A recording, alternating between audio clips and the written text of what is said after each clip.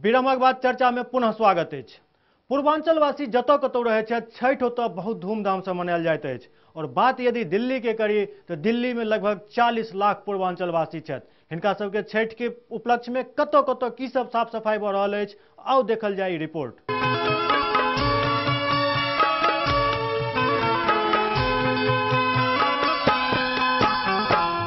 छठ पावन के महत्व के अंदाजा एही बात से लगाओल जा सकैत अछि जे छठ घाट सबक सफाई आ सुरक्षा के कमान खुद मुख्यमंत्री स्तर के नेता संभालने छथि।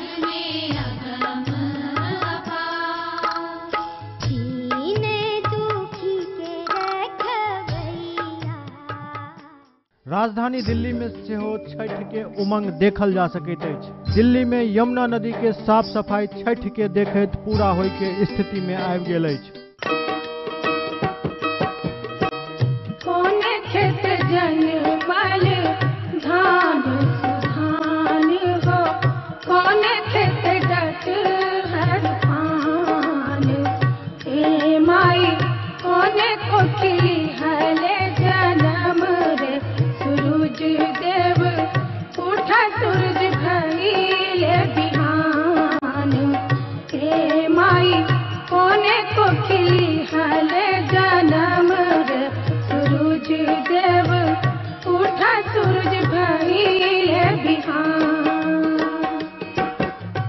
आब टेंट समियाना लगा व्रती सबके बैसबाक व्यवस्था कैल जा रहल अछि। आमतौर पर यमुना अपना गंदगी के लेल प्रसिद्ध अछि। उत्तर प्रदेश से लऽ कऽ दिल्ली तक यमुना में कचरा अपन निवास स्थान बना चुकल अछि। मुदा अखन छठि घाट सब पर पानि देखते बनैत अछि।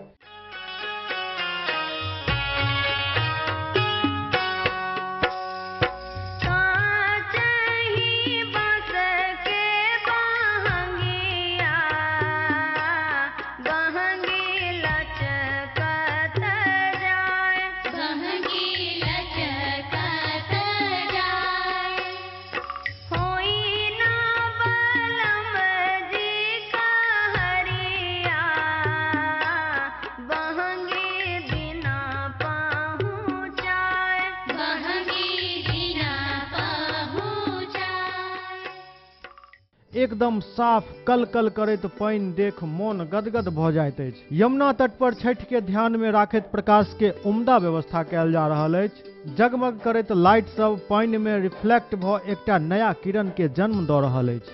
ओतय दोसर तरफ दिल्ली के बिरला मंदिर में सेहो छठि के तैयारी शुरू भऽ गेल अछि। एहि कुंड में पानि दऽ छठि पावन करैत छथि एतऽ के व्रती सब। ओतय दोसर तरफ गोवर्धन पूजा पर एतऽ पारंपरिक पूजा के आयोजन सेहो कैल गेल। एतऽ मध्य प्रदेश से किछु परिवार विशेष तौर पर गोवर्धन पूजा में भाग ले लेल हर साल अबै छथि। ओना तो बिरला मंदिर में भीड़ आनो दिन रहैत अछि, मुदा त्योहारक एहि सीजन में भारी भीड़ उमड़ि पड़ल अछि। जिम्हरे देखू ढोल ताशा बाजि रहल अइ, लोक झूमि रहल छथि। यह किछु नजारा अइ एखन बिरला मंदिर के।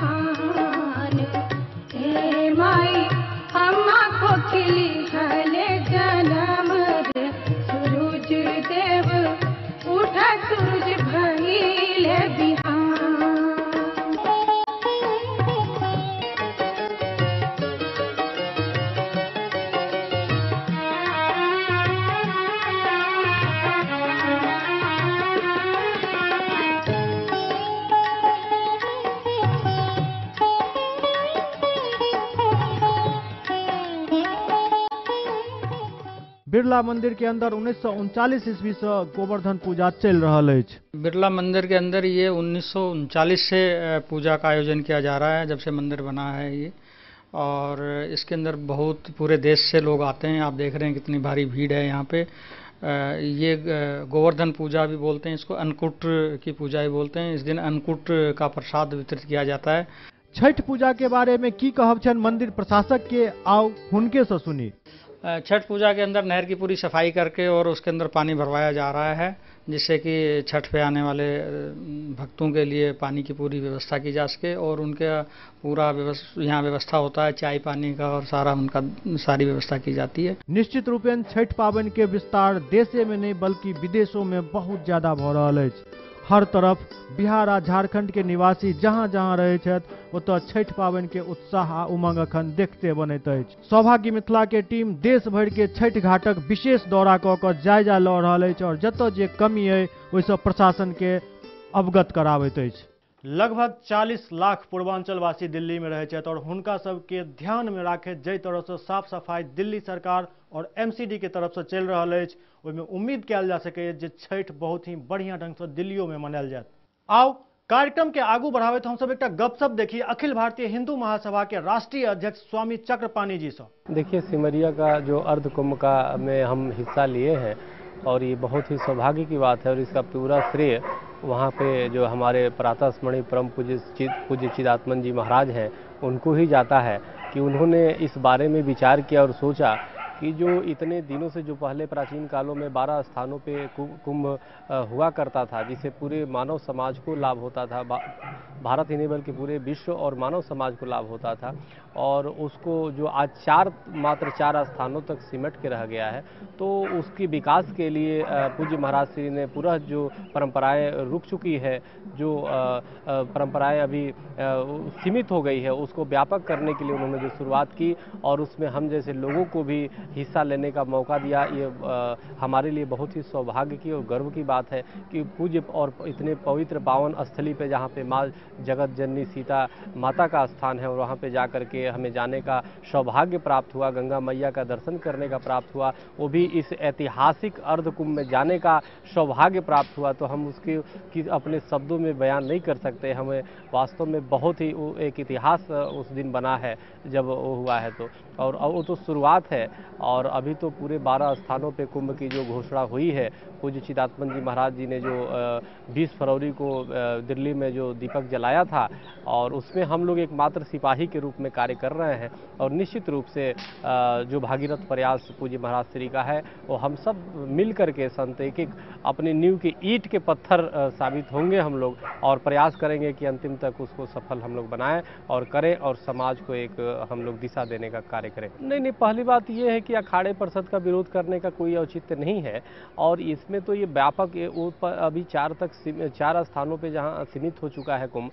और एक उन स्थानों पे जहाँ पे समुद्र मंथन हुआ था, यानी देखिए कुंभ का जननी स्थान है, हम जगत जननी तो है ही है, कुंभ का भी जननी स्थान है और कितनी बड़ी दुर्भाग्य इस बात का है, माने पूरे देश के लिए विश्व के लिए है कि जहाँ पे अमृत निकला, जहाँ से घड़ा निकला और विश्व को मुक्ति के लिए 12 स्थानों पे जहाँ गिरा वहाँ पे तो कुंभ होता है भाई, चलो ठीक है, 4 स्थानों पे भी सीमित, और लेकिन जहाँ पे घड़ा ही अमृत का निकला वहाँ पे कोई उपेक्षित पड़ा हुआ है, तो ये तो दुर्भाग्य की बात है। इससे बड़ा दुर्भाग्य क्या होगी। जननी जन्मभूमि स्वर्गादपि गरीयसी, जननी जन्मभूमि जो है स्वर्ग से भी महान होता है और वो तो कुंभ की जननी थी जहाँ से पूरे विश्व का मुक्ति होना है। तो हमें तो ऐसा लगता है कि चाहे अब कहीं भी कुंभ कितना भी बड़ा पुण्य का कार्य कर लो, कहीं भी कुंभ की स्थान कर लो, लेकिन जब तक सिमरिया जाकर के कुंभ के जननी स्थान पे स्नान न करो तो हमें लगता है कि वो पुण्य किसी को मिलने वाला नहीं है। देखिए, हमने पूरे भारत और विश्व से हमने ये घोषणा की थी पहले ही कि अधिक से अधिक संत उसमें हिस्सा लें और हमारे साथ भी हमें लगता है कि कई प्रदेशों के लोग वहाँ पे हिस्सा लिए और काफ़ी अच्छे सम्मानित संतों ने हिस्सा लिया और उसमें काफ़ी बढ़ चढ़ के हिस्सा भी आज भी हमारे और रोज़ हमारे कोई ना कोई अच्छे जगत गुरु शंकराचार्यों के भी फोन आ रहे हैं कि स्वामी जी हम पहुंच रहे हैं। कोई चूँकि आजकल त्योहारों का वो है, इस कारण भी कई जगह लोग फंसे हुए हैं और शुरुआत है तो, लेकिन इतनी अच्छी शुरुआत हुई है तो निश्चित रूप से पवित्र कार्य है। अब देखिए, रिकॉर्ड तोड़ भीड़ हुई थी अभी पिछले जो शाही स्नान पहले शाही स्नान थे तो उसमें काफ़ी, फिर 4 तारीख को भी काफ़ी संख्या में लोग भक्त आए थे, तो भक्तों से ही तो परंपराएं शुरू होती है। और जहाँ तक अखाड़े परिषद की आपने बात किया था, अखाड़े परिषद का जो स्थापना आदि जगतगुरु शंकराचार्य ने किया था वो मात्र एक सिपाही के रूप में उनको कार्य दिया गया था कि आप सुरक्षा का काम करो और चिदात्मन जी महाराज पे भी प्रश्नवाचक चिन्ह उठाएगा कि वो तो संत ही नहीं है। कई लोगों ने कहा कि वो संत नहीं, वो कैसे कर सकते हैं। तो बल्कि हमने संत समाज के भी, चूंकि मैं अध्यक्ष हूँ संत महासभा का भी, तो वहाँ पे मैंने मंच से ही और संतों के सानिध्य में संतों ने वो हमने कहा कि संत नहीं आप कहते हो, और ऐसे लोग संत वास्तव में नहीं, ऐसे लोग तो संत शिरोमणि हुआ करते हैं। तो हम सभी संतों ने मिलकर उनके संत शिरोमणि की उपाधि दी कि ऐसे लोग जो भागीरथ प्रयास करके एक इतिहास रचने का काम करते हैं, तो निश्चित रूप से हम सबका ये दायित्व बनता है कि ऐसे लोगों के हम हाथों को मजबूत करें और ऐसे लोगों के साथ चलें और ये इतिहास लिखा जाएगा। देखिए, विरोध करने वाले को कोई आज एक पीढ़ी बीतने के बाद कोई जानने वाला नहीं होगा कि कौन है, लेकिन ये जो परंपराएं चल जाएगी, जो भी हिस्सा लेगा वो निश्चित रूप से उसे मोक्ष मिलेगी, वो तर जाएगा और उसे धर्म अर्थ काम मोक्ष के निश्चित रूप से स्वामी बनेगा। तो हम तो पूरे भारत और विश्व से कहेंगे और कि अपनी उत्थान के लिए निश्चित रूप से कुंभ के जननी स्थान सिमरिया पे जाना चाहिए उसे, और अपनी मुक्ति का मार्ग प्रशस्त करना चाहिए। स्वामी जी, आप हिंदू महासभा के अध्यक्ष के रूप में राम जन्मभूमि के लिए सदा संघर्षशील रहे हैं, तो अभी फिलहाल क्या सब हो रहा है, इसके बारे में हमारे दर्शकों को बताएंगे आप, जो क्या सब चल रहा है राम जन्मभूमि? देखिए, ये हमारे लिए बड़ी सौभाग्य की बात है कि, और ये संयोग ही है कि हिंदू महासभा का मैं अध्यक्ष हमें का दायित्व मिला हमें 2006 में, और 2006 के मिलने के बाद ही श्री राम जन्मभूमि का जो केस में मामला चल रहा था वो गर्म हो गया। और ये मेरे लिए भी बड़ा अच्छा और देश के लिए भी रहा कि हमारे ही कार्यकाल में अभी लखनऊ खंडपीठ के जो इलाहाबाद हाई कोर्ट के लखनऊ पीठ द्वारा जो निर्णय आया था श्री राम जन्मभूमि के में, उसमें हिंदुओं के पक्ष में आया, लेकिन 1/3 जमीन जो है मुसलमानों को दिया गया था। तो हमने उसमें मुस्लिम बंधुओं को पत्र लिख करके बोला था कि देखो, श्री राम हमारे आराध्य है, भगवान है, पुरुषोत्तम राम, और मुसलमानों के लिए कुरान में नबी है, तो इसलिए कृपया आपके नबी और हमारे राम का भव्य मंदिर का निर्माण हो, इसलिए आप उस पर दावा आप छोड़ें मस्जिद का और वहाँ पे भव्य मंदिर का निर्माण होने दें। लेकिन शायद मुसलमानों की तरफ से कोई जवाब अच्छा नहीं आया, तो जिससे हमें थोड़ी सी दुख भी हुआ, लेकिन कोई बात नहीं, वो कार्य चल रहा है हमारा। और उसके निर्णय आने के बाद हमने उसको अपील हमने माननीय सुप्रीम कोर्ट में दायर की है, और सुप्रीम कोर्ट में 2636 जो अपील नंबर है हमारा, और हमारी अपील पे पिछले दिनों सुनवाई भी थी, और निश्चित रूप से श्री राम जन्मभूमि के केस में हम विजयी होंगे और पूरे वहाँ पे भव्य श्री राम का मंदिर का निर्माण होगा, जिसमें वो हिंदू समाज के लिए नहीं बल्कि पूरे मानव समाज के लिए एक बहुत बड़ी जो है उदाहरण वहाँ पे होगा।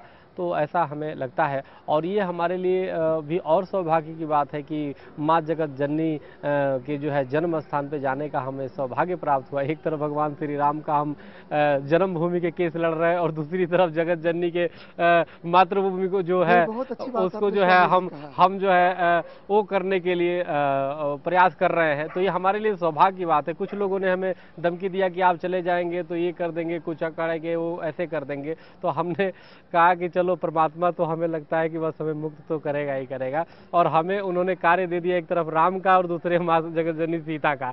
तो इसके लिए तो अगर जो हमारी एक नहीं 100 जन्म भी हमें लेना पड़े तो हम तो करेंगे, और हम तो अपने आप को धन्य मानते हैं। देखिए, ऐसा है, माता सीता जी के प्रति पूरे देश के और विश्व के लोगों की आस्था है, लेकिन ये जरूर रहा है कि उसकी उधर ध्यान लोगों को दिलाया नहीं गया काफ़ी समय से, और इस कारण उपेक्षित रहा। अभी देखिए, आप ये देखेंगे कि अर्धकुंभ का जो पूज्य महाराज श्री ने, चिदात्मन जी महाराज ने जो वो किया है, उसमें भी काफ़ी वहीं के लोग अवरोध उत्पन्न किए, बिहार के लोग, जैसे आपने एक अधिकारी का नाम भी लिया, तो ऐसे ऐसे लोग अवरोध उत्पन्न करने का प्रयास किया। अब तो देखिए, विश्व पटल पे अब जो है निश्चित रूप से ये छाएगा। सब लोग जानते हैं माता सीता जगत जननी है, लेकिन वो स्थान इस समय किस हालत में है इसका कोई पता नहीं है। लेकिन जब अर्धकुंभ और महाकुंभ जब वहाँ होने लगेगा, जो जिसका श्रेय पूज्य चिदात्मन जी को जाता है, तो निश्चित रूप से पूरे विश्व के लोग वहाँ पे आएंगे, और विश्व के लोग जब आएंगे तो पर्यटन के क्षेत्र में और हर सर्वांगीण विकास वहाँ पे होगा, वहाँ और होना भी चाहिए। और इसीलिए हम गए।